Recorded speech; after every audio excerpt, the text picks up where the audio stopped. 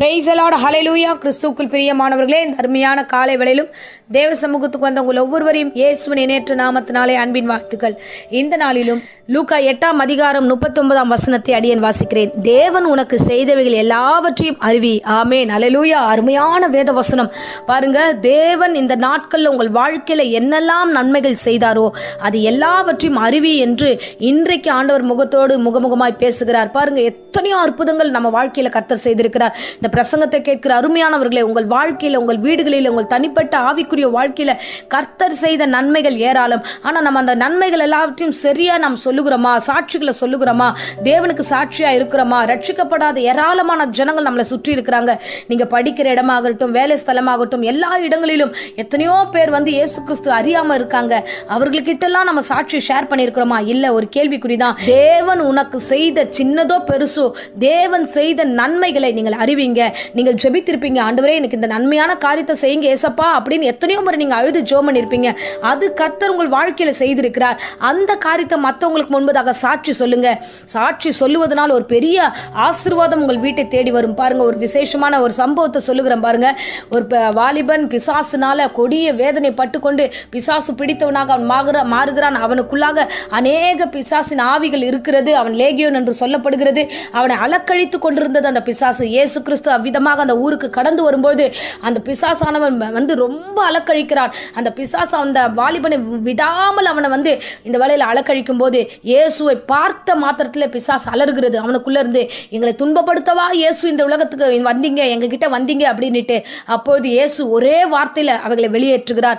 வெளியே போனதுமே அந்த பிசாசு அலறிக்கொண்டே வெளியே போகிறது. அந்த வாலிபன் விடுதலை ஆகுகிறான், ஆசீர்வாதத்தை பெற்றுக்கொள்ளுகிறான். இப்போது தேவனை பார்த்து கெஞ்சி கூத்தாடுகிறான். ஆண்டவரே, நான் எப்படியாகிலும் நான் உண்மையே பின்பற்றுகிறேன், உங்க பின்னாடி வர ஆண்டவரே அப்படின்னு அவன் பின்னாடி வரான். அவன் பின்னாடி வரும்போது ஆண்டவர் சொல்லுகிறார். இந்த இடத்துல ஒரு காரியத்தை நம்ம வாசிக்கிறோம். என்னன்னா, இந்த 8 ஒரு வசனத்தை சொல்கிறோம். இயேசு அவனை பார்த்து என்ன சொன்னார் தெரியுமா?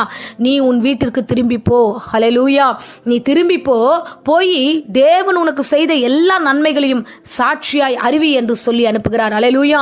அந்த ஊரார் இந்த காரியத்தையும் அற்புதத்தையும் பார்க்குறாங்க. பார்த்துட்டு இயேசு கிறிஸ்துவே அவங்க என்ன சொல்றாங்க? ஐயோ, இது பயமா இருக்கு எங்களுக்கு, நீங்க எங்க கிட்ட வராதிங்க, இந்த ஊரை விட்டு வெளியில போங்கன்னு சொல்லி அனுப்பிட்டாங்க இயேசுவை.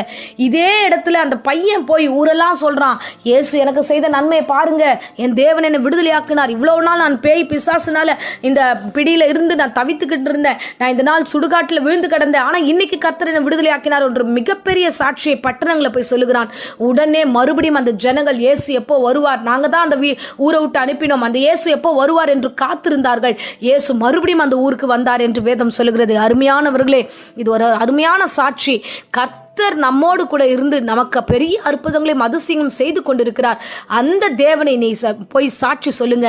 ஏன்னா எத்தனையோ பேர் இயேசு வேணாம் வேணாம் வேணாம் நிறைய பேர் சொல்லிக்கிட்டு இருக்காங்க. அவர்களுக்கு முன்பதாக தேவன் செய்த அற்புத சாட்சிகள், நீங்கள் கஷ்டப்பட்ட, நீங்கள் அவமானப்பட்டீங்க, நீங்க ஒடுக்கப்பட்டீங்க, அதெல்லாம் கர்த்தர் விடுதலை ஆக்கினாரே, கர்த்தர் விடுதலை ஆக்கினாரே, அந்த சாட்சிகளை போய் சொல்லுங்க. வேண்டாம் என்று சொன்ன அதே ஊரார் இயேசுக்காக காத்திருந்தார்கள். அதே போல நீ யார்கிட்டெல்லாம் போய் சாட்சி சொல்றியோ அவர்கள் எல்லாரும் மறுபடியும் இயேசு வண்டையில வருவார்கள். நீங்கள் இன்றைக்கு என்ன கற்றுக்கொண்டீர்கள்? தேவனை பற்றி உனக்கு என்னெல்லாம் ஆண்டவர் செய்தாரோ அது எல்லாவற்றையும் அறிவி. அதுதான் வசனம் சொல்லுகிறது. நாம் வாசிச்சோம் 39.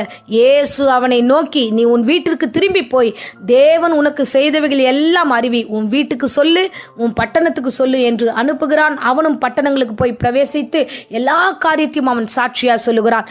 அவன் சாட்சியா சொன்னது நிமித்தமாக அந்த பட்டணமே இயேசுக்காக காத்திருந்தது. அருமையான பிள்ளைகளே, தேவன் செய்த, தேவன் உனக்கு சொன்ன, தேவன் உனக்கு நடத்தின எல்லா காரியத்தையும் சாட்சிகளாய் சொல்லுங்க. உன் வீடு ரட்சிக்கப்படும், உன் பட்டணம் ரட்சிக்கப்படும், உன்னை சார்ந்தவர்கள் ரட்சிக்கப்படுவார்கள். கர்த்தர் உங்களை ஆசீர்வதித்து விடுதலையாக்கி நடத்துவார். இப்போதும் அடியேன் உங்களுக்காக ஜெபிக்கிறேன். அன்பு ரட்சகா, இந்த அருமையான வேளையில பிள்ளைகளுக்காக ஜெபிக்கிறேன். கர்த்தாவே, ஆண்டவரே, ஏராளமான நன்மைகள் இந்த பிள்ளைகளுடைய வாழ்க்கையில செய்திருக்கிறேன். அந்த நன்மைகளை ஆண்டவரே அநேகருக்கு சொல்லுகிற கிருபையும் ஆசீர்வாதத்தையும் என் பிள்ளைகளுக்கு கட்டளிடுவீராக. கர்த்தாவே, நீர் பொறுப்பெடுத்துக்கொள்ளும். இந்த பிள்ளைகளை ஆசீர்வதியும். இந்த வேளையில வியாதியோடு பலவீனத்தோடு யாரெல்லாம் போராடி கொண்டிருக்கிறார்களோ எல்லோருடைய வாழ்க்கையிலும் நன்மைகளை ஆண்டவரை கட்டளிடுங்க. வியாதிகளை நீக்கி போடுங்க. பூரண சுகமும் ஆரோக்கியமும் கொடுத்து வழி நடத்தும். காத்துக்கொள்ளும். இயேசுவின் நாமத்திலே ஜெபித்து ஒப்பு கொடுக்கிறேன் ஜீவனுள்ள நல்ல பிதாவே. ஆமேன், ஆமேன், ஆமேன். Praise the Lord.